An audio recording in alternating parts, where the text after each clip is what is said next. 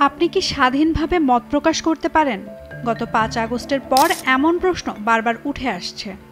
গণ-অভ্যুত্থানে শেখ হাসিনার নেতৃত্বাধীন আওয়ামী লীগ সরকারের ক্ষমতাচ্যুতির পর দেশে স্বাধীনভাবে মত প্রকাশের স্বাধীনতা বেড়েছে নাকি কমেছে, এমন প্রশ্নের উত্তর খুঁজছে অনেকেই।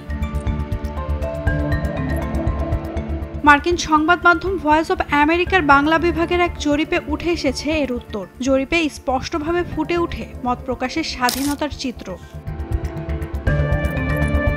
বিগত আওয়ামী সরকারের তুলনায় অন্তর্বর্তী সরকারের অধীনে মত প্রকাশের স্বাধীনতা বেড়েছে বলে মনে করেন ৬০.৪% মানুষ। শুধু তাই নয়, আওয়ামী আমলের তুলনায় এ সরকারের অধীনে সংবাদ মাধ্যমগুলো বেশি স্বাধীনতা ভোগ করছে। এর পক্ষে রায় দিয়েছেন ৬১.২% মানুষ। অক্টোবরের ১৩ থেকে ২৭ তারিখ পর্যন্ত দেশের ৮টি বিভাগে ১৮ বছর বা এর চেয়ে বেশি বয়সী ১,০০০ মানুষের মধ্যে জরিপটি করা হয়।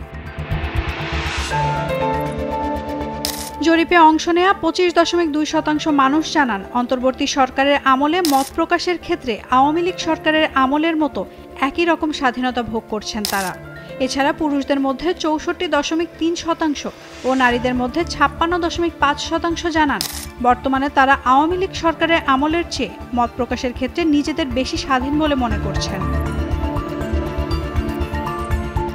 এদিকে ৬১.২% মানুষ সংবাদ মাধ্যমের স্বাধীনতা বেড়েছে বলে মনে করলেও ১৮.৫% মানুষ মনে করেন বর্তমান সরকার ও আওয়ামী লীগ সরকারের সময়ে দেশের সংবাদ মাধ্যমের স্বাধীনতা অপরিবর্তিত রয়েছে। পুরুষদের মধ্যে ৬৮.২% ও নারীদের মধ্যে ৫৪.২% উত্তরদাতা বর্তমান অন্তর্বর্তী সরকারের সময় আগের আমলের চেয়ে সংবাদ মাধ্যমগুলো বেশি স্বাধীনতা ভোগ করছে বলে মত দিয়েছে।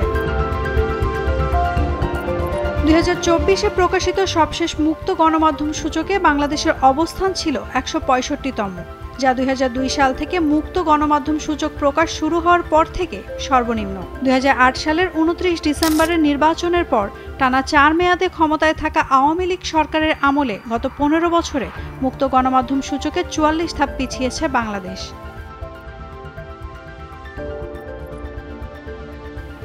নাওমিন নাসরিন, ডেইলি সান।